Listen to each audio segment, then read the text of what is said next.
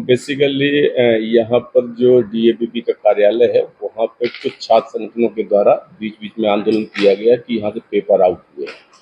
एक पेपर 25 तारीख को इसी माह के आउट हुआ, दूसरा पेपर 28 तारीख को एमबीए फर्स्ट सेम के 2 पेपर आउट हुए थे।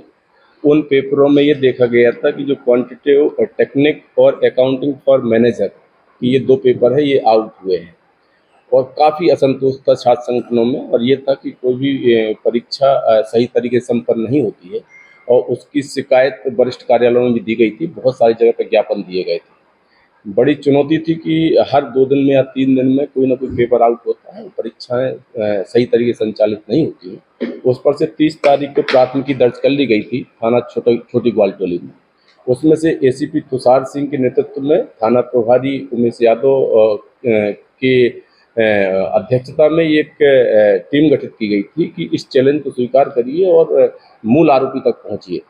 इस पर से कुछ छात्र संगठनों के माध्यम से कुछ जानकारियां लगी थी कि ये सबसे पहले सोशल मीडिया में कहां से आया, कैसे आया। तो टेक्निकल एक्सपर्ट के माध्यम से सबसे पहले पता किया गया, तो पता लगा कि धीरेन्द्र नरवरिया नाम का एक लड़का है जो एमबीए में फर्स्ट ईयर का छात्र है, उसको किसी 3rd सेम के लड़के के द्वारा शेयर किया गया है। वो उस लड़के तक पहुंचने पता लगा कि उसका नाम जो है गौरव सिंह गौड़ है और उसके द्वारा ये पेपर किसी 3rd आदमी के माध्यम से लिया गया है।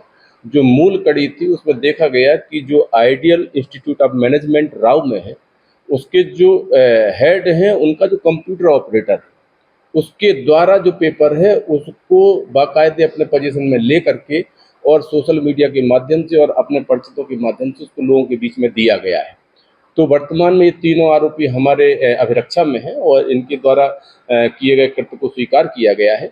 बाकी सारे साक्ष्य जुटाए जा रहे हैं और एक बड़े मामले का खुलासा हुआ है। बच्चों के भविष्य के साथ में खिलवाड़ कर रहे थे, उसको उतनी ही गंभीरता के साथ विवेचना में लिया गया है। माध्यम से ये पेपर आउट किया गया था, किसके माध्यम से छात्रों के मध्य में भेजा गया है, वो 3 मूल आरोपी अभी गिरफ्तार किए गए हैं। उसमें से एक धीरेन्द्र नरवरिया है जो राघवगढ़ गुना का रहने वाला है और दूसरा गौरव सिंह गौर है और तीसरा जो मूल आदमी है जिसके माध्यम से पेपर आउट हुआ है, जिसकी पोजीशन में ये था, बेसिकली क्योंकि कंप्यूटर ऑपरेटर है और इसको इस चीज़ का भान था कि इस जगह पेपर रखे हुए, क्योंकि पेपर जो एग्जाम कंट्रोलिंग की अथॉरिटी रहती है वो एक बायलॉज बनते हैं कि इतने दिवस पहले पेपर चले जाएंगे, इस जगह पर कस्टडी में रहेंगे। उसका उल्लंघन करते हुए इसके द्वारा पेपर अपने पोजीशन में लिया गया है और अपने स्वार्थ के लिए बच्चों के बीच में बांटा गया। इसका ऑपरेटर का जो नाम है वो बेसिकली दीपक सोलंकी है। अभी तक के जो पूछताछ में ये है कि इसमें जो गौरव है वो बेसिकली उसका बैक लगा हुआ था, उसको इसकी सख्त जरूरत थी, तो उसके द्वारा सबसे पहले इसको लिया गया, फिर कुछ पैसों में लिया गया है। अभी विवेचना का अंग है कि किस माध्यम से पैसे लिए गए हैं और वो विवेचना का अंग है। जैसे ही क्लियर हो जाएगा किसी साक्ष्य के माध्यम से तो आपको बिल्कुल क्लियर कर दिया जाएगा मीडिया को। उसके बाद फिर उसने और अपने स्वार्थ की पूर्ति के लिए फिर दूसरे लोगों को भी कुछ पैसों में बेचा हुआ है। अब उन लोगों तक पहुंचा जाएगा, उन लोगों को बाकायदे साक्ष्य में शामिल किया जाएगा और सारे तथ्यों को अभी चूंकि क्या अभी का मामला है, अभी तत्काल में इनको पोजीशन में लिया गया है। बाकायदे इनके माध्यम से वो पेपर भी मिला हुआ है, इनका मोबाइल भी सर्विलेंस में रखा गया है, इनके मोबाइल में वो एविडेंस मिला हुआ है कि 2 दिन पहले इन्होंने किन किन को व्हाट्सएप या अन्य सोशल मीडिया के माध्यम से भेजा गया है।